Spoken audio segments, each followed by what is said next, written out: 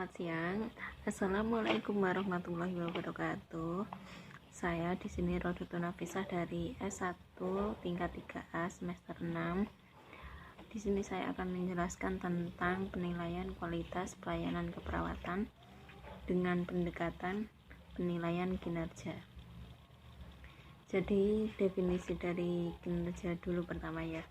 Kinerja itu penampilan hasil kerja pegawai baik secara kualitas maupun kuantitas, baik itu secara individu atau perorangan dan kelompok.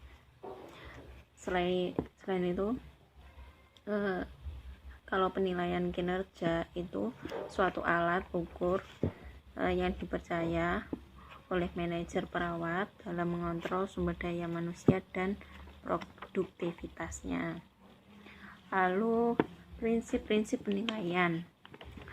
Yang pertama, evaluasi pekerja. Itu standar pelaksanaan kerjanya. Yang kedua, sampel tingkah laku perawat. Itu representatifnya. Yang ketiga, salinan deskripsi kerja, standar pelaksanaan kerja, bentuk evaluasi. Itu untuk meninjau ulang sebelum pertemuan evaluasi sehingga perawat dan supervisor dapat mendiskusikan evaluasi dari kerangka kerja tersebut. Lalu yang keempat, penilaian kinerja perawat.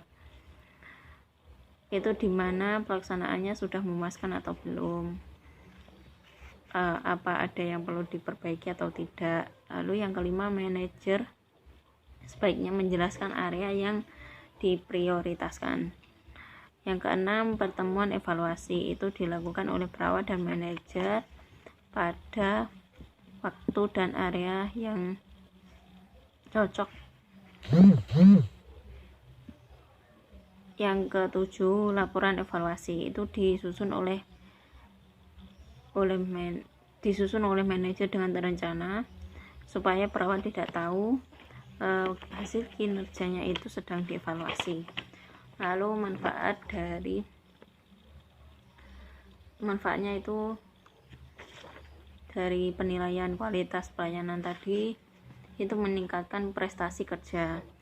Yang kedua, mendorong peningkatan sumber daya manusia secara keseluruhan. Yang ketiga, merangsang niat perkembangan pribadi. Yang keempat, membantu rumah sakit untuk menyusun program pengembangan dan pelatihan staf yang tepat guna. Yang kelima, menyediakan alat sarana untuk membandingkan prestasi kerja.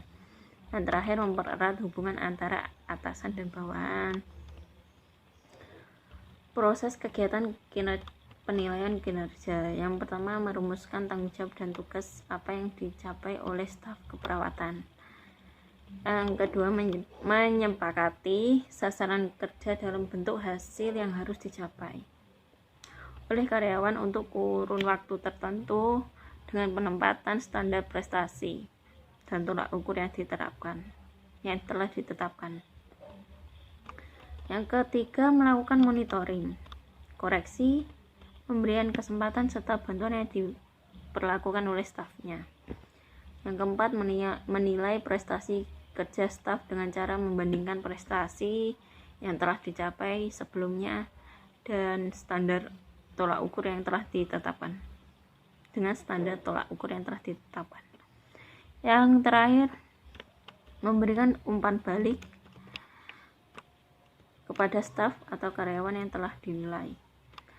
Alat ukurnya: satu, efektif, dirancang untuk mengurangi biaya, meningkatkan objektivitas yaitu kemampuan untuk mengalihkan diri sendiri secara emosional dari suatu keadaan untuk mempertimbangkan fakta tanpa ada penyimpangan oleh perasaan pribadi.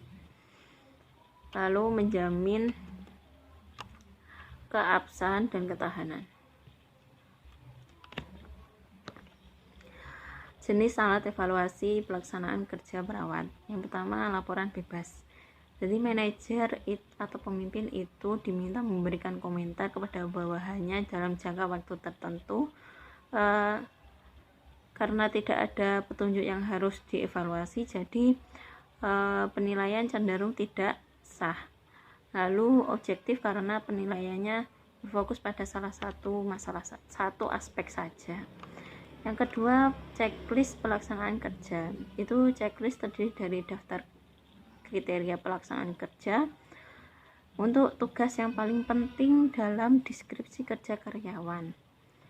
Lalu lampiran formulir di mana nilai dapat menyatakan apakah bawahannya dapat memperlihatkan tingkah laku yang diinginkan atau tidak. Lalu standar instrumen penilaian kerja perawat. Menurut standar praktik keperawatan oleh PPNI 2000 yang mengacu dalam tahapan proses keperawatan yang meliputi 1. Pengkajian, 2. Diagnosa keperawatan, 3. Perencanaan, 4. Implementasi, yang terakhir evaluasi. Lalu yang pertama standar 1 pengkajian keperawatan, itu kriteria pengkajiannya itu pengumpulan data. Yang pertama yang dilakukan cenderung anamnese, observasi, pemeriksaan fisik head to toe, lalu bisa dari sumber data dari klien, keluarga atau orang yang terkait, tim kesehatan, rekam medis, dan catatan lain. Lalu yang ketiga, catatan yang dikumpulkan difokuskan untuk mengidentifikasi status klien, status kesehatan klien dari masa lalu, terus saat ini, lalu status biopsikososial spiritualnya, respon terhadap terapi, harapan terhadap tingkah kesehatan yang optimal, resiko tinggi masalah. Lalu yang kedua, standar diagnosa keperawatan. Itu kriteria prosesnya, proses diagnosa terdiri dari analisa, interpretasi data, identifikasi masalah klien, dan perumusan diagnosa. Itu diagnosa keperawatan terdiri dari masalah, penyebab, tanda gejala, dan terdiri dari masalah dan penyebab. Bekerja sama dengan klien dan petugas kesehatan lain untuk memvalidasi diagnosa keperawatan. Terakhir, melakukan pengkajian ulang dan merevisi diagnosa berdasarkan data terbaru.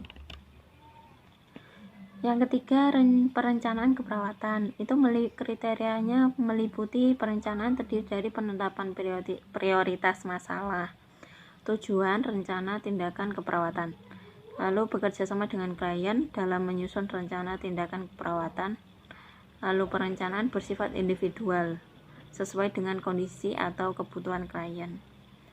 Lalu dokumentasi rencana keperawatan. Standar 4, implementasi.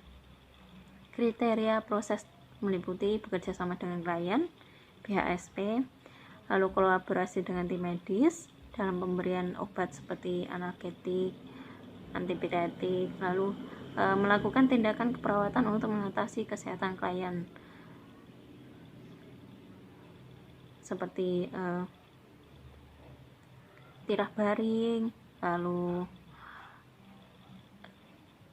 relaksasi, alihkan perhatian pasien dengan menonton TV atau dan lain-lain yang disukai oleh pasien. Lalu memberikan pendidikan pada klien dan keluarga mengenai konsep, keterampilan asuhan diri, serta membantu klien memodifikasi lingkungan yang digunakan, dan mengkaji ulang dan merevisi pelaksanaan tindakan keperawatan berdasarkan respon klien.